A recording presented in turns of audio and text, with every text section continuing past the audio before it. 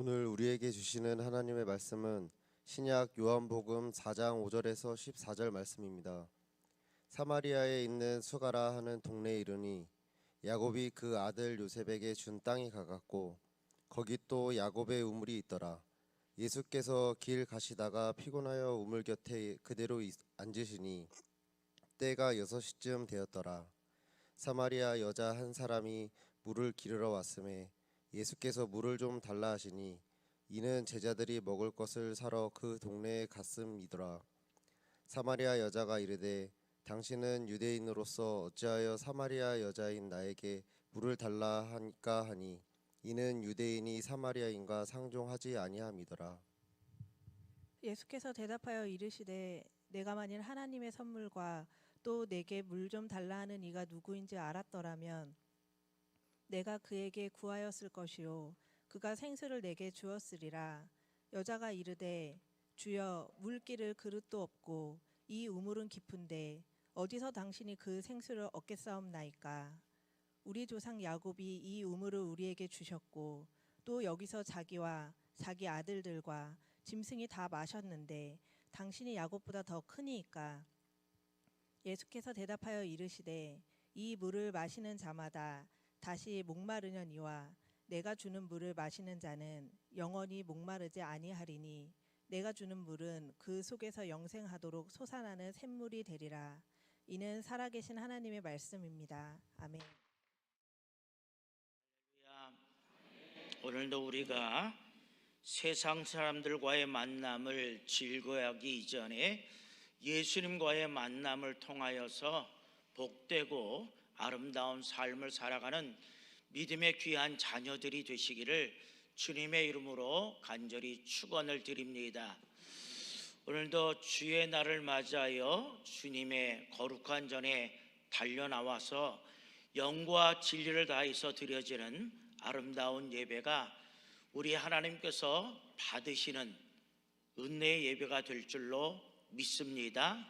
또한 이 시간 오늘 우리를 향하여 주시는 귀한 말씀이 오직 나에게 들려주시는 레마의 말씀이 되어져서 이 말씀을 가지고 한 주간 동안 삶을 살아갈 때 하나님께서 주시는 승리와 기쁨의 삶이 되시기를 또한 간절히 바랍니다. 우리 이 시간 함께 하신 분들과 인사 나눕니다. 주님의 이름으로 사랑하고 축복합니다. 예수님을 만납시다.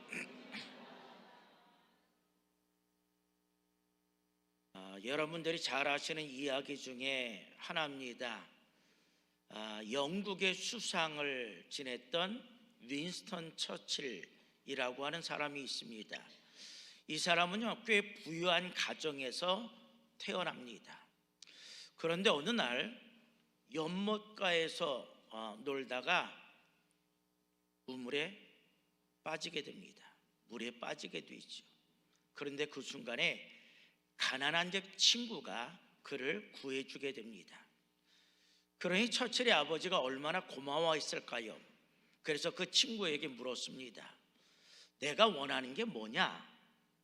그랬더니 이 친구는 제가 훌륭한 의사가 되고 싶습니다 라고 이야기를 합니다.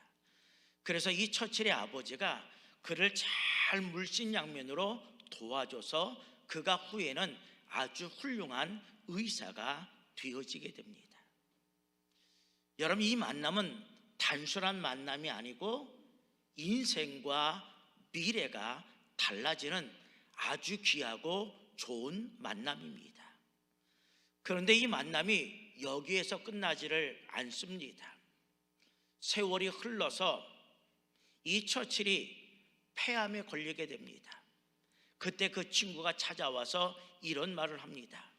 아직 실험 전의 약이지만은 이 약을 투약해 보면 어떻겠느냐. 그리고 그 약을 투약해서 폐렴을 고치게 되는데 그 약이 여러분들이 잘 아시는 페니실린, 그리고 그 약을 개발하고 만든 사람이 그의 친구인 알렉산더 플레밍이라고 하는 사실입니다. 여러분, 우리는 이 이야기를 통해서 깨닫는 것이 있습니다. 좋은 만남이라고 하는 것은 우리의 인생과 미래를 바꾼다라고 하는 사실입니다. 사람은 누구를 만나느냐라고 하는 것이 참으로 중요합니다. 우리 주위를 돌아다 보면 좋은 만남을 통해서 행복한 인생의 삶을 살아가는 사람이 있는가 하면 잘못된 만남을 통해서 불행한 삶을 살아가는 사람도 있는 것을 보게 됩니다. 이런 의미에서 좋은 만남이라고 하는 것은 아무리 강조해도 지나침이 없는 그러한 말일 것입니다. 여러분, 우리가 성경을 보아도 이러한 만남이 있는 것을 보게 됩니다. 그 대표적인 만남이 바로 사도 바울과 디모데의 만남이라 이렇게 볼 수가 있습니다. 디모데는 젊었습니다. 나약한 믿음을 가졌습니다. 그러나 사도 바울을 만남을 통해서 그의 삶이 완전히 달라지게 되죠. 사도 바울은 이 디모데를 하나의 동역자로 생각하지 아니하고 영적인 아들로 삼게 되어집니다. 그리고 사도 바울과 더불어 함께함을 통해서 신앙과 믿음이 성장하여져서 후에는 교회의 위대한 믿음의 지도자가 되어지고 하나님께서 사용하시는 위대한 일꾼이 된 줄로 믿습니다. 여러분, 이렇듯 우린 인생을 살아가면서 참으로 다양한 만남을 가지게 됩니다. 그런데 그 가운데서도 가장 중요한 만남이 있습니다.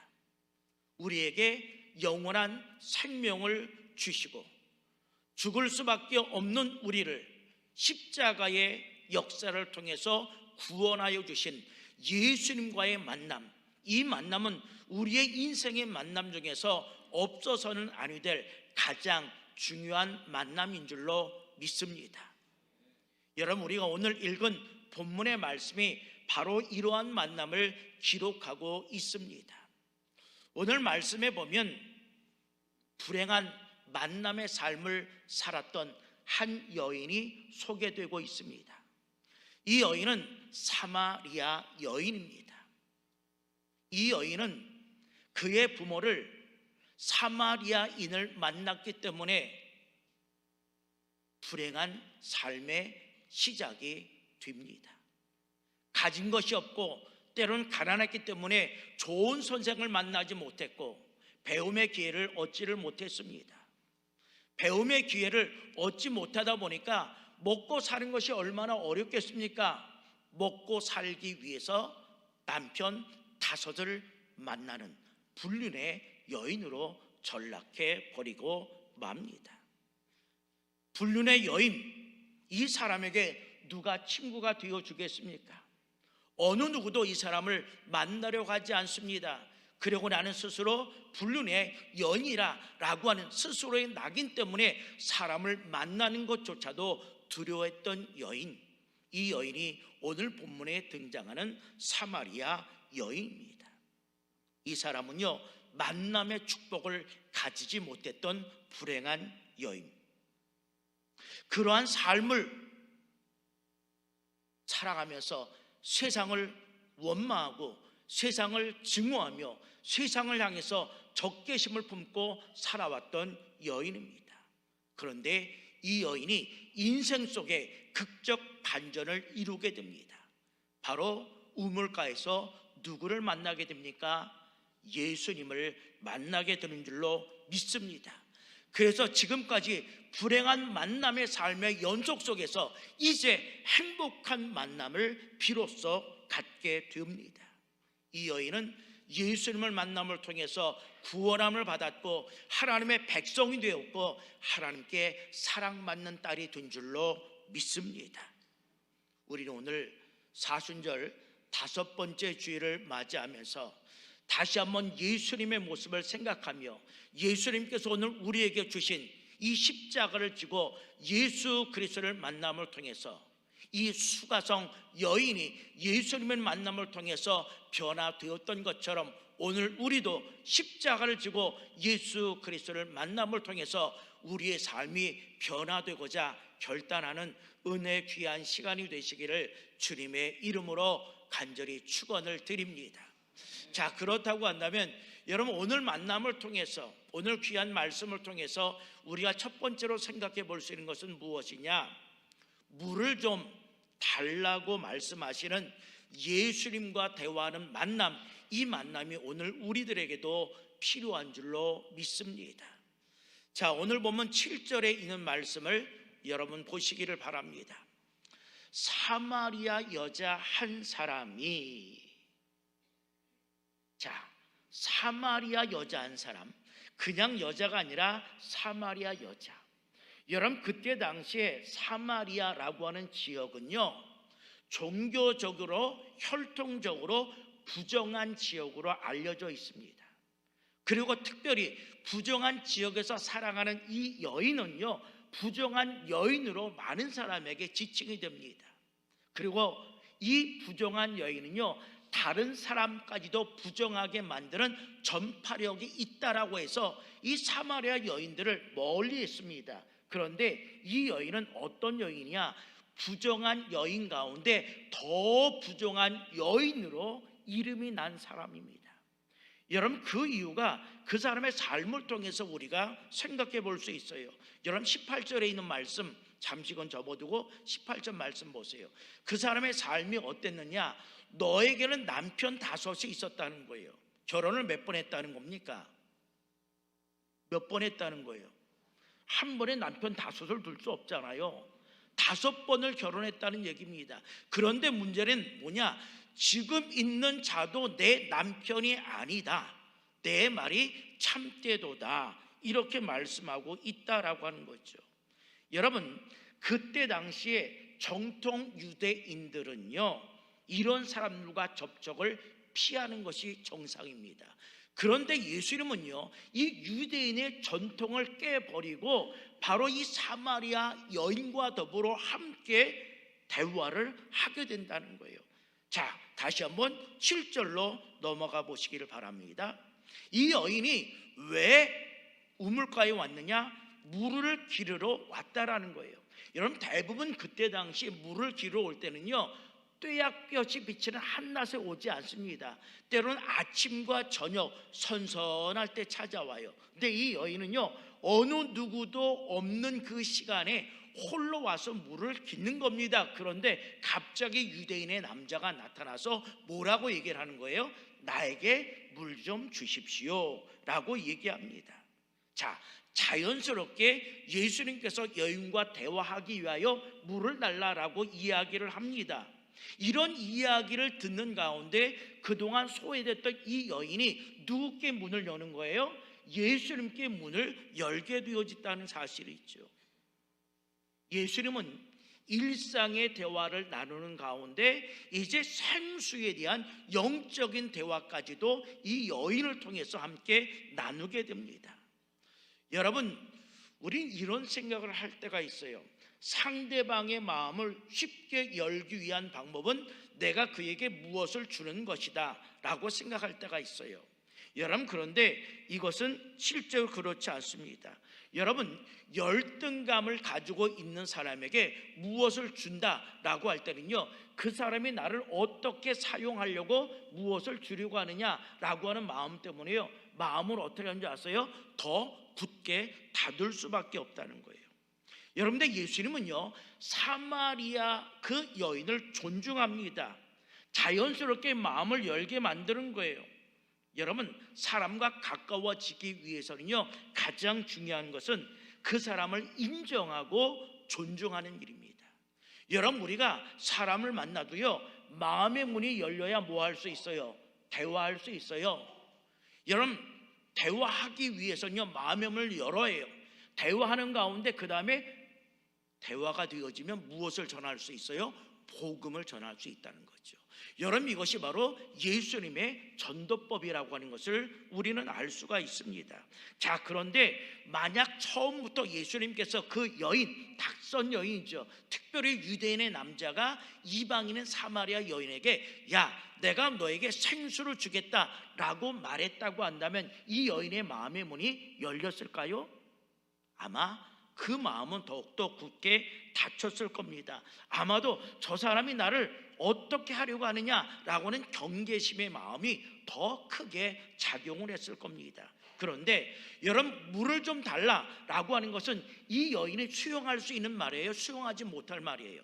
수용할 수 있는 말이에요. 내가 지금 물을 길어 왔으니까 당연히 나에게는 물이 있을 것이고 내가 물을 줄 수 있는 능력이 있기 때문에 이 여인이 예수님의 말씀에 대해서 받아들이면서 또다시 자기도 모르는 사이에 예수님께 질문을 하게 되죠.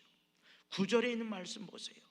사마리아 여자가 이르되 당신은 유대인으로서 척 보면 아는 거죠. 외모도 보고 말투도 보니까 이 사람 이방인은 아니야, 유대인이구나 라는 것을 알게 됐다는 것이죠.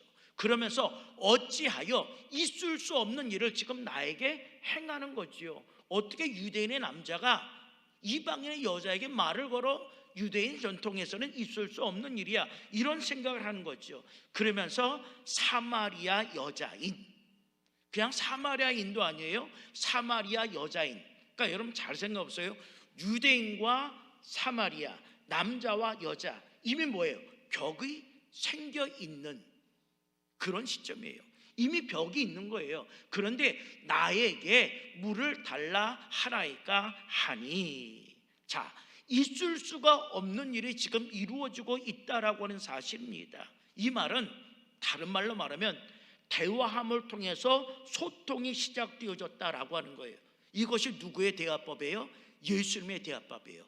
다른 사람을 존중하고 다른 사람을 먼저 인정해 주는 거예요. 그럴 때 뭐가 열려요? 마음의 문이 열리는 줄로 믿습니다. 여러분, 우리가 살고 있는 지금 이 시대는요, 소통의 부재 시대라고 얘기합니다. 왜 많은 사람들이 이혼을 할까요? 대화하지 못해서, 소통하지 못해서 많은 사람이 헤어지고 갈라지고 있다라고 하는 사실입니다. 여러분, 사람과 사람과의 대화가 끊겨도 문제라고 한다면, 예수님과 사람과의 대화가 끊어진다면 우리 인생 속에 큰 문제가 일어나지 않겠느냐라고 하는 거죠. 얼마나 많은 혼란과 아픔이 우리의 삶 속에 다가오겠느냐라고 하는 겁니다. 여러분, 그래서 예수님이 이 땅에 우리를 구원하기 위해서도 오셨지만 우리와 더불어 함께 대화하기 위해서도 이 세상에 오신 분, 그분이 누구냐? 예수님이신 줄로 믿습니다. 여러분, 그러므로 우리는 날마다 예수님과 대화하는 그 만남을 가질 수 있기를 바랍니다. 그러하기 위해서는요, 예수님의 곁을 떠나서는 됩니까? 안 됩니까? 안 된다라는 거예요. 여러분, 예수님께서 부활 승천하시면서 우리에게 뭐라고 말씀하셨어요? 마태복음 28장 20절의 말씀 보세요. 볼지어다 내가 세상 끝날까지 너희와 항상 함께 있으리라 하시니라. 아멘. 여러분, 지금도 예수님은 우리와 어떻게 하신 분? 항상 함께 하신 분, 우리와 날마다 대화하시는 살아계신 하나님이신 줄로 분명히 믿습니다. 어떤 사람이요, 예수를 믿게 됐습니다. 여러분, 예수를 믿고 교회에 등록하면 모든 사람이 어디에 편성이 되지요? 선교회와 속회에 편성이 됩니다. 근데 속회를 들여다보니까 이 속장님의 삶이 너무나도 아름다운 거예요. 매일매일 기쁨과 행복과 웃음의 삶을 사신 거예요. 나도 저 속장님처럼 되었으면 이라는 생각을 가지고 속장님은 어떻게 이렇게 매일매일의 삶이 기쁘고 즐겁고 행복하세요? 물었더니 내가 처음 예수를 믿었을 때 나도 나와 함께 하시는 속장님을 만났는데 그분이 그런 삶을 사는 것을 보고 내가 함께 배우고 함께 나와 더불어 자주 만나주세요 라고 이야기하며 교제와 만남을 가졌더니 제가 그런 삶을 살 수 있게 됐습니다. 이런 고백을 듣고 그 새로운 사람다, 속장님, 그러면 저와 함께 날마다 만나주시고 교제해 주십시오 라는 고백을 통해서 그가 함께 그 속장님을 만남을 통해서 그도 행복하고 아름다운 인생의 삶을 살게 되었다라고 하는 사실입니다. 여러분, 우리도 기도하기를 날마다 믿음이 좋은 사람을 만나기 위하여서 기도할 수 있기를 바랍니다. 여러분 교회에 들어와도요, 예배를 열심으로 잘 드리는 사람, 뜨겁게 찬양하는 사람, 말씀을 들을 때마다 아멘, 아멘으로 응답하며 고백하는 사람, 그런 사람을 만나시기를 바랍니다. 그리고 예배 시간에 누구 옆에 살짝 앉아요? 그 사람 곁에 살짝 앉으시기를 바랍니다. 왜냐? 은혜는요, 전염성이 있어요. 그 사람이 은혜를 받으면 누구도 은혜를 받아요? 나도 은혜를 받아요. 여러분, 그런데 더 축복된 건 뭐예요? 내가 은혜의 전염을 나눌 수 있는 전염자가 되시기를 바랍니다. 그래서 모든 성도들이 내 곁에 앉아봤으면 일하고 인정을 받는 믿음의 사람들이 되시기를 바랍니다. 여러분, 우리가 예수님과 만나고 예수님과 대화하면요, 우리의 마음은 자동적으로 저절로 열려지게 되었다는 거예요. 여러분, 이 여인이 그동안 감추었던 인생의 삶을 살아왔잖아요. 그런데 예수님을 만남을 통해서 어떻게 됩니까? 자기 인생의 모든 삶, 치욕적인 삶까지도 드러나게 되었다는 사실입니다. 자기 자신의 불륜의 삶까지도 고백하게 되었다는 거죠. 그래서 그동안 풀지 못했던 신앙적인 질문과 그리스도에 대한 기대감, 이것도 예수님께 전할 수 있게 되었다라고 하는 사실입니다. 한 가지 더 나가서 예수님과 대화해야 우리가 바른 삶을 걸어가게 될 줄로 믿습니다. 예수님과 대화할 때 우린 뭐를 얻어요? 용기를 얻어요. 희망과 소망을 얻을 수 있습니다. 그리고 기쁨과 즐거움의 삶을 살아낼 수가 있게 되는 겁니다.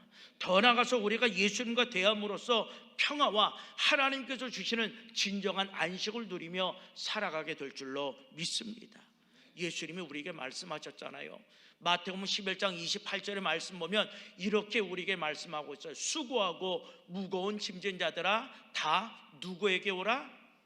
내게로 오라. 내가 너희를 쉬게 하리라.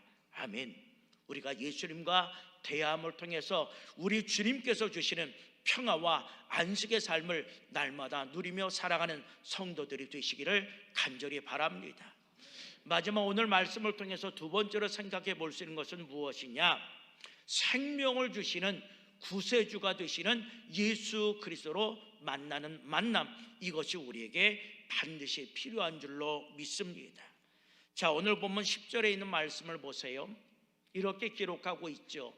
예수께서 대답하여 이르시되 내가 만일 하나님의 선물과, 여기서 하나님의 선물이라는 것은 단순히 보면 생수라고 볼 수 있죠. 좀 작게를 보면 예수 그리스도, 좀 더 깊은 의미를 보면 예수님께 주시는 구원, 은혜, 영생, 이런 총체적인 것, 이것을 우리는 하나님의 선물이라고 말씀을 드릴 수 있죠.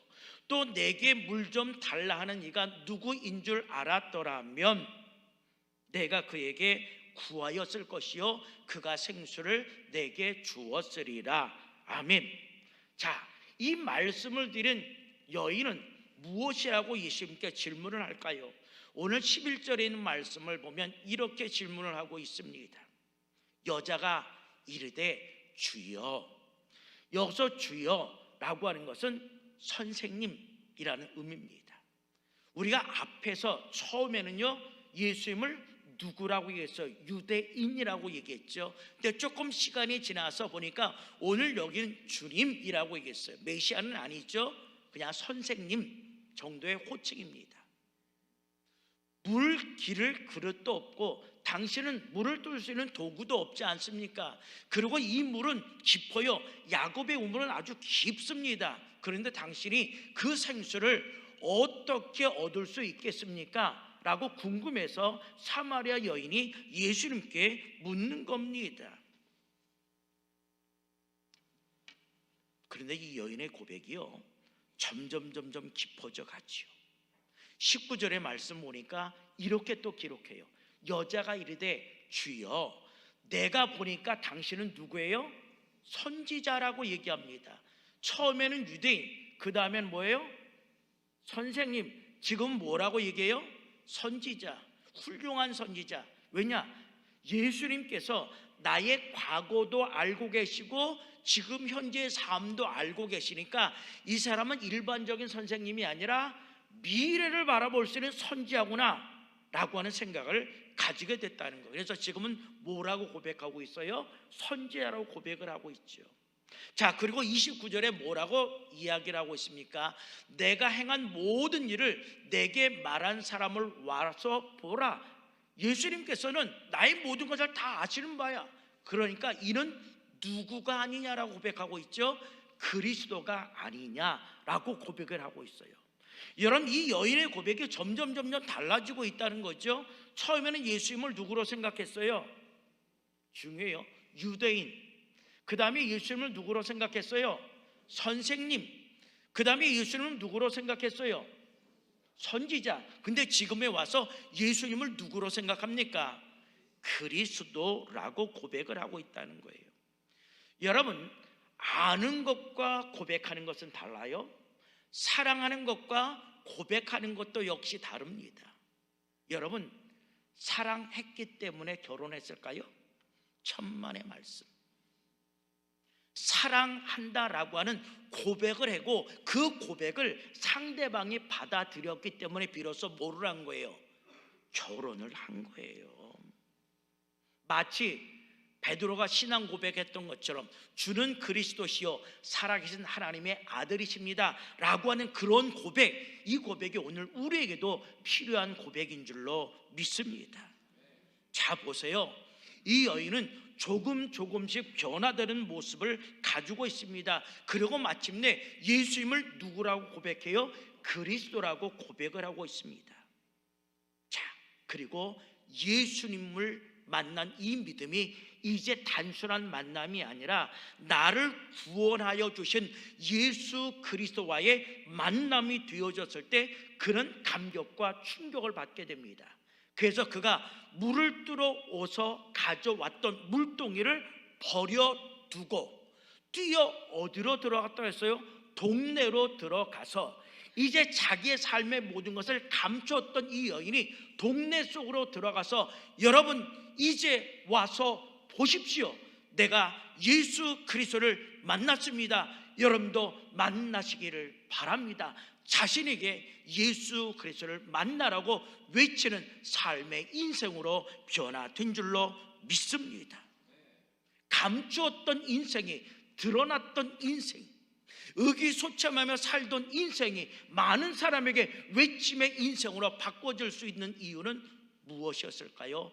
예수님과 만남을 통해서, 대화함을 통해서 그의 인생이 달라졌기 때문입니다.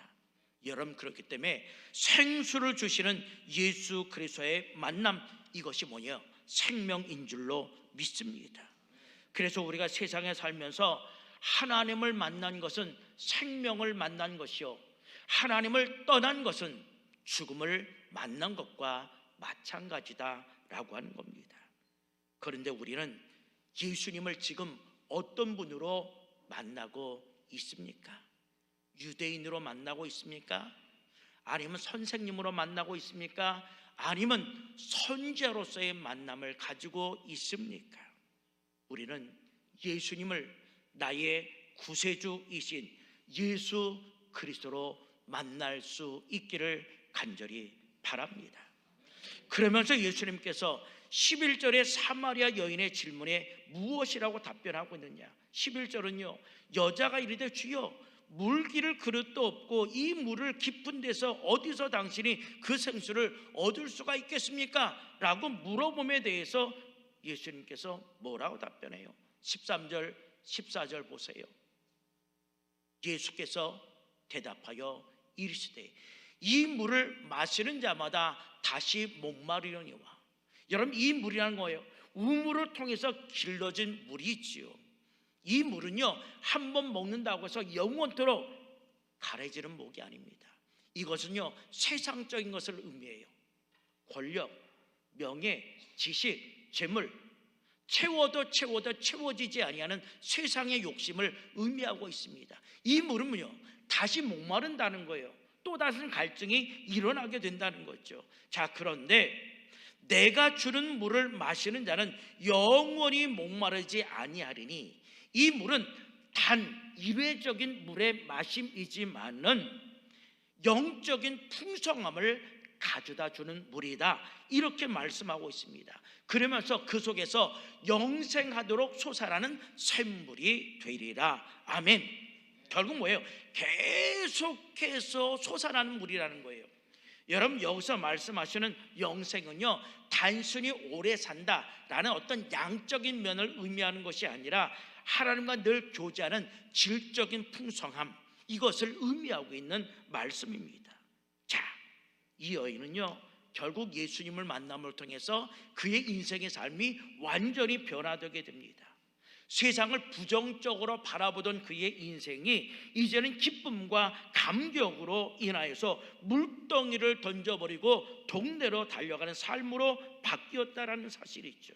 숨기고 살아갔던 인생이 당당하게 드러내는 인생으로 바뀌어지게 된 줄로 믿습니다. 마치 사도 바울이 고백했던 것처럼 빌립보서 4장 13절의 말씀을 보시면, 내게 능력 주신 자 안에서, 예수 그리스도 안에서 내가 모든 것을 할 수 있습니다. 내가 모든 것을 감당해 나갈 수 있습니다 라고 고백했던 사도 바울처럼 이 예수님도 예수님을 전하고 증거하지 않으면 나는 견딜 수가 없습니다 라고 하는 믿음의 사람이 되었다는 거예요.